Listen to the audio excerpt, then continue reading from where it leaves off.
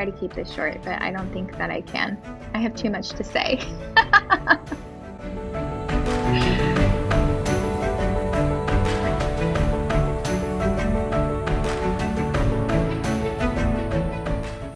To those of you who have been following my channel so far, welcome back.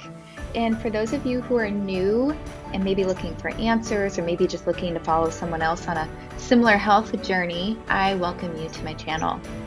I'm going to be totally real with you guys. I almost did not show up today. I had this talk planned today, and I woke up today just feeling heavy and feeling exhausted.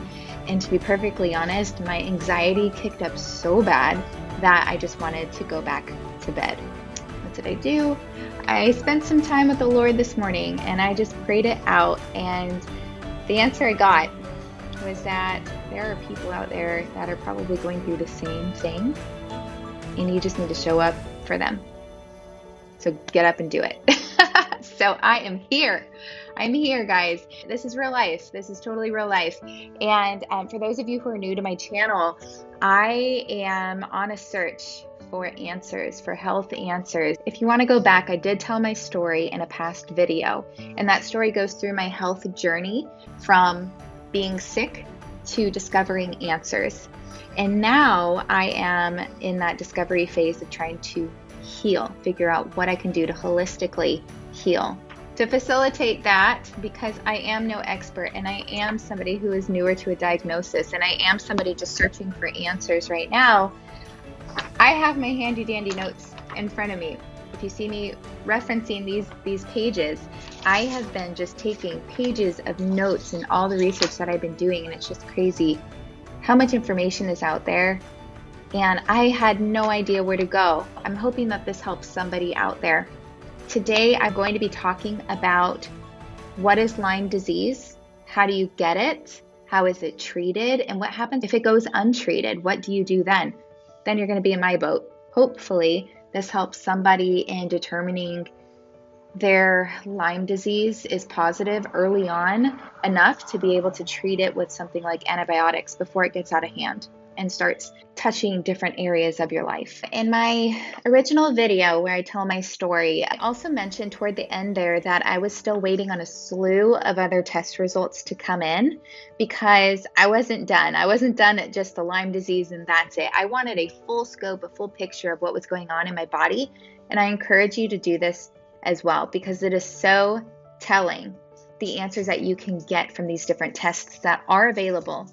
Unfortunately, most of the testing is done outside of a typical doctor. You'll usually need to find a holistic doctor or a functional medicine doctor to be able to do these, but it is definitely worth it if it's available to you. I did get back a lot of my testing, and one of the major things that showed up is that I am positive for 2 different types of mold toxicity.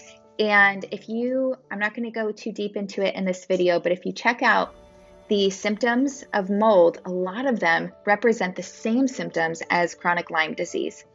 So, testing positive for both Lyme disease and both mold, those symptoms are kind of coming together for a double whammy, which is most likely why I have been feeling the way that I've been feeling. I'm still in the research phase. Again, not going to go too deep into that today. Today, I want to jump into what is Lyme disease. I started on the CDC website. If you've looked there, then you probably have seen some of this data and some of this information. I found this stat to be really telling in a lot of ways, and I have a feeling that this is understated as well because a lot of people who have Lyme disease don't even know that they've got Lyme disease. But this says, according to the CDC, so each year, approximately 30,000 cases of Lyme disease are reported to the CDC by state health departments and the District of Columbia. However, this number does not reflect every case of Lyme disease that is diagnosed in the United States every year. So 30,000 is just the starting point. And just think of how many people are out there, like myself, who had gone years without even realizing that I had Lyme disease, but instead you have symptoms of chronic fatigue and joint pain and swelling and all these things that I'll go into later. And you don't even realize that it's caused by a disease like Lyme disease. You might think, oh, I'm just getting old, and being tired like this is just a way of life. This is just what happens when you get old. No, don't think those things. Keep digging. So what is Lyme disease and how do you get it? Lyme disease, and I am not going to pretend like I knew how to pronounce this bacteria, but it is caused by a bacteria that is called Borrelia burgdorferi. I had to Google that one. How do you say Borrelia burgdorferi? So Borrelia burgdorferi is a bacteria that is actually transmitted through infected black-legged ticks. Another thing, I had no idea what a black-legged tick was. I've seen ticks, but what in the world was a black-legged tick? Turns out it's a deer tick. Doesn't sound very helpful, right? So I looked up pictures, and there are multiple types of deer ticks, or different stages of their life. So there are adult deer ticks all the way down to nymphs. So nymphs, N-Y-M-P-H-S. Nymphs, they're very tiny. They're difficult to see. Apparently, they are the most common form of this black-legged tick that is infecting humans with Lyme disease. Super crazy. The crazier part is, the more I dug into this and the more that I read about these ticks and the symptoms, which we'll get into next, is the more that I realized how I wish that I knew all of this information 2 years ago. So symptoms. Early symptoms of Lyme disease are going to be different than untreated Lyme disease. The longer that you have this bacteria in your body, the longer it has time to wreak havoc within your system and affect different parts of your body.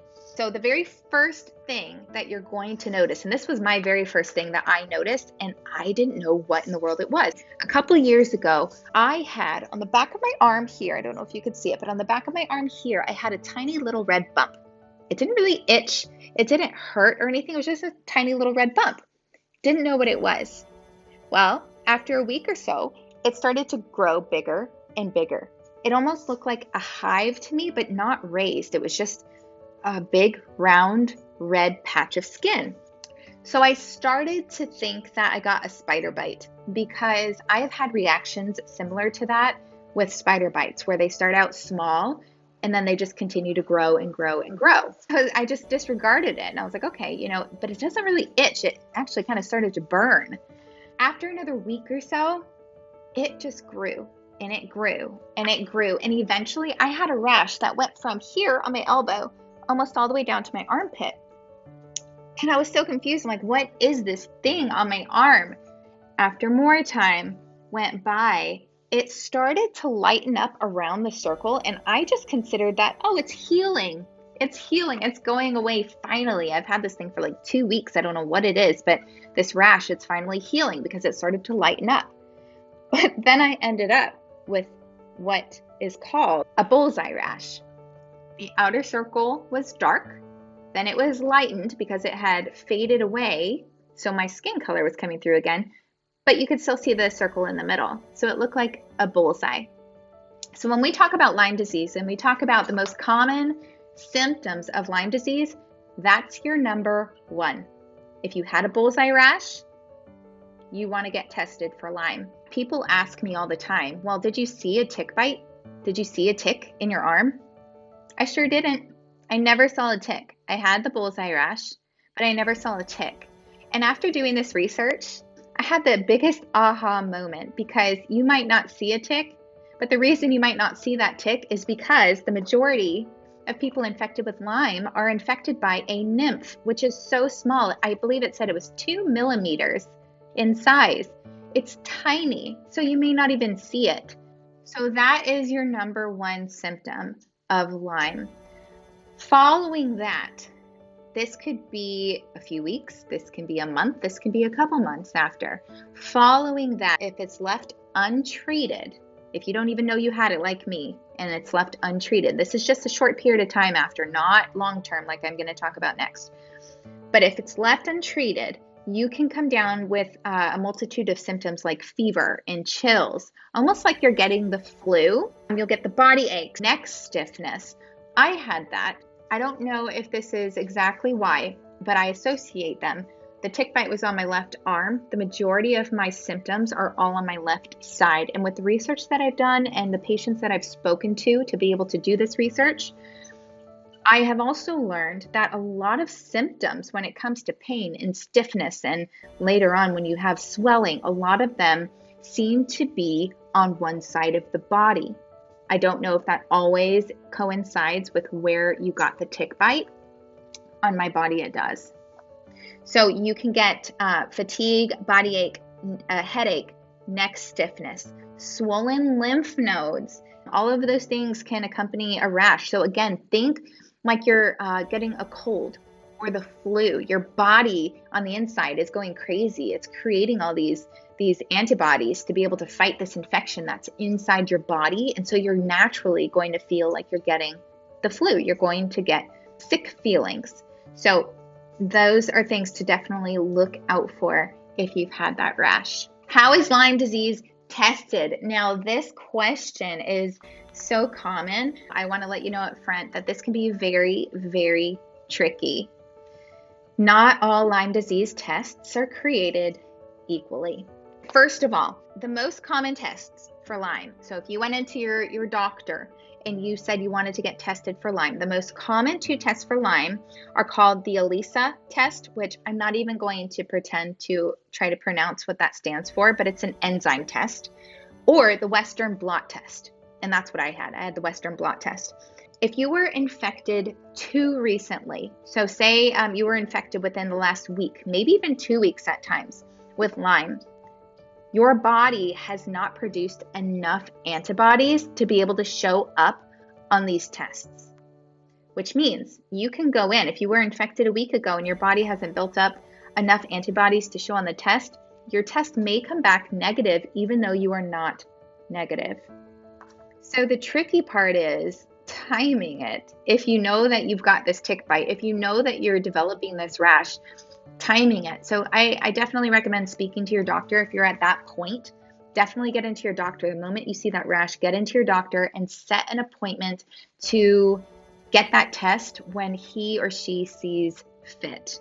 So the ELISA test and the Western blot test, they actually only test for those antibodies. They're not going to tell you the species of the bacteria that you're infected with. And believe it or not, there are multiple species of this bacteria. They're just going to give you a positive or a negative, which is okay in the beginning. If you test positive in the beginning, you can treat right away. To learn more about the Western blot test, and I believe the ELISA test is also going to be listed on this website, but if you go to lymedisease.org, you'll find more information on both of those tests, so you can read more and dive a little bit deeper on what they do test for and how they work. All right, so next, if you get one of these tests and it comes back negative, but you don't think that you're negative, you might need some more extensive testing. I have done some research for you to give you a head start, and I always recommend doing your own research. I have 2 places that I found that are rated as some of the best for the more extensive testing. The unfortunate thing is these aren't covered under insurance, so a lot of this is going to be out of pocket. Another reason why to start with those Western blot tests first, and then move into this. If you just are so sure that you need this test, you want to make sure, like I did, it was worth it for me, might be worth it for you as well. So one is called IGeneX, and the other one is DNA Connections. I'm going to place the links below this video for you so you can do your own research and see how they work. This is where I found my answers, because these tests were able to actually tell me what bands of Lyme or what species of bacteria were found in my body. Because I have that information, I know that information, I'm able to actually move forward. And a lot of it for me was peace of mind. If you go back and you listen to my previous video where I tell my story, you'll understand that a little bit more. But a lot of it was peace of mind for me. I knew in my heart that I had Lyme disease. I just needed answers so I can move forward, get treated, and finally get better. Get to a point where I can stay out of bed for the entire day and get rid of my anxiety issues. And so next up, how is Lyme disease treated for early Lyme. Early Lyme, if you got these Western blot tests or the ELISA test and you were tested positive, your doctor is most likely going to put you on a round of antibiotics. I have read that some of these antibiotic rounds are in periods of 2 weeks up to a month, and some even longer than that. There are so many bugs out here. This is crazy. So if you are able to get those tests done early and you're able to get your diagnosis early, you will be able to treat early using these antibiotics. However, if like me, and you don't know that you have Lyme and you go a prolonged period of time, treatment is not as simple. So those are things that I will be talking about at a later time. The more that I research, the more I will share with all of you. So the last thing that I wanted to talk about, because this is where I just found myself just so happy to have answers, even though I was feeling bad, it was just that confirmation that I wasn't crazy, that this was not in my head. So what if Lyme disease goes untreated? If Lyme disease goes untreated, it can affect different parts of your body. It can affect your heart.